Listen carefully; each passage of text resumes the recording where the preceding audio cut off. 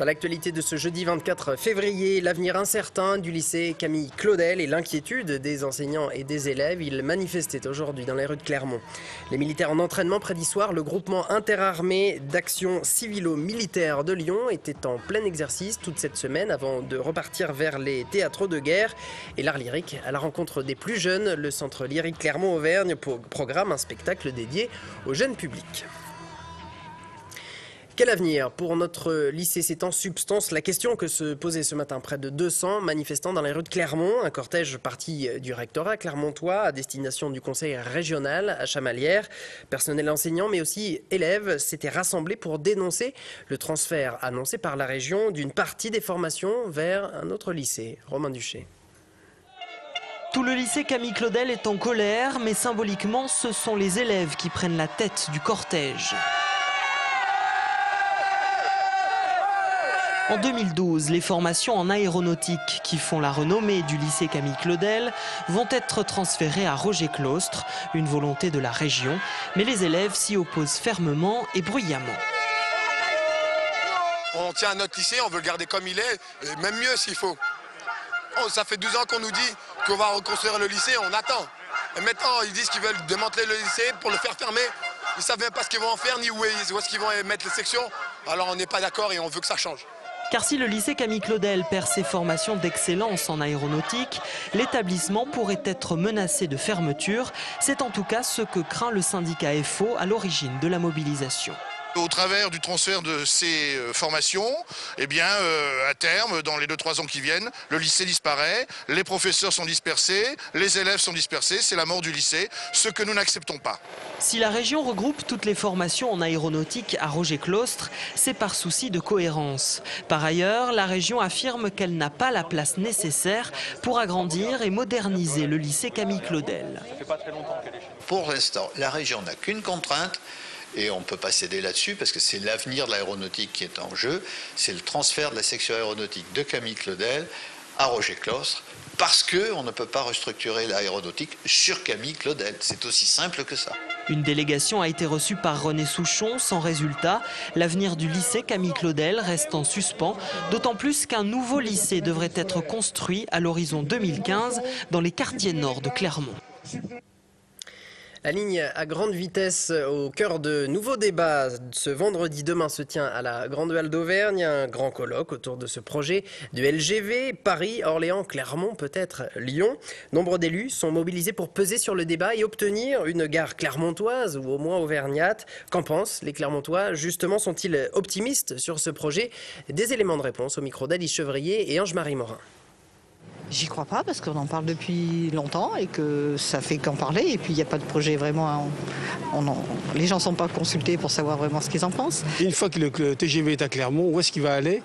Il n'y a pas de débouché sur le sud, et pas de débouché sur Toulouse, Bordeaux et très peu de débouchés sur Lyon. Si ça vient à Clermont, ça sera dans très longtemps, je le verrai pas. L'échéance grande vitesse, ça sera dans 20 ans peut-être.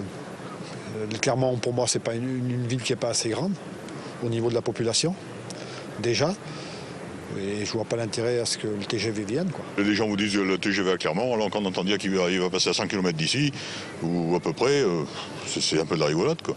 Alors oui, j'y croirai surtout quand je le verrai. Je suis un peu sceptique, mais j'espère de toutes mes forces qu'il arrive un jour. Je pense qu'il y a un bassin d'emploi suffisant et de gens, l'éloignement justifie, je pense, l'implantation d'une desserte SNCF de qualité et notamment d'une ligne à grande vitesse. Ça m'intéresse vraiment parce que je trouve que Clermont c'est une ville sympa et qu'on est un peu replié sur nous-mêmes à cause des transports. Les caisses sont vides, ça coûte cher mais vraiment ça serait très bien qu'ils viennent à Clermont-Ferrand.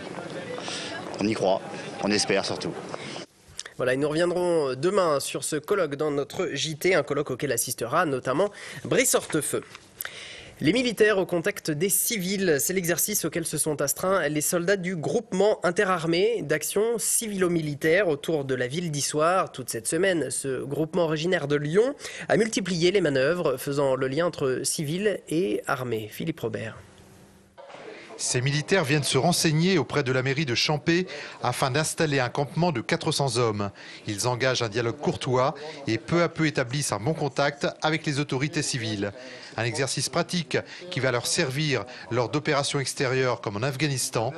car leur mission est d'être le lien entre les forces militaires et l'environnement civil. Nous décryptons l'environnement civil au profit de notre chef militaire et avec nos partenaires civils qui peuvent être les autorités locales, la population locale, les organisations internationales, les organisations non gouvernementales, nous expliquons à nos partenaires civils ce que c'est que cette force militaire qui est déployée sur le territoire.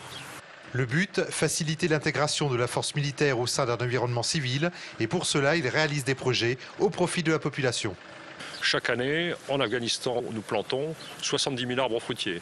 Nous construisons des écoles, des dispensaires et des postes de police pour assurer la sécurité de la population. Ils expliquent, ils dialoguent, ils aident. Une mission de relations publiques, voire de diplomates, pour apaiser les tensions. Des militaires qui s'entraînent également à opérer en territoire hostile, comme ici, où ils doivent récupérer un blessé sur un terrain miné. Doute, demande d'intervention, équipe de minage. Il faut avoir tous les réflexes de combattants et en l'occurrence dans ce genre d'atelier, donc ce qui est donc sécurisation de zones, extraction de blessés, reconnaissance et ainsi de suite. Autre difficulté pour eux, apprendre à gérer leur stress. Au terme d'une semaine d'exercice, ces militaires pourront être projetés en Afghanistan, au Tchad ou au Liban. La réalisation d'un court-métrage comme exercice pratique. Une quinzaine de terminales pro du lycée de Marmilla finalise aujourd'hui et demain le tournage d'un court-métrage sur lequel ils travaillent depuis le début de l'année. De l'écriture au montage en passant par la mise en scène, ces jeunes ont mis en œuvre ce projet de A à Z grâce au conseil avisé d'un réalisateur professionnel.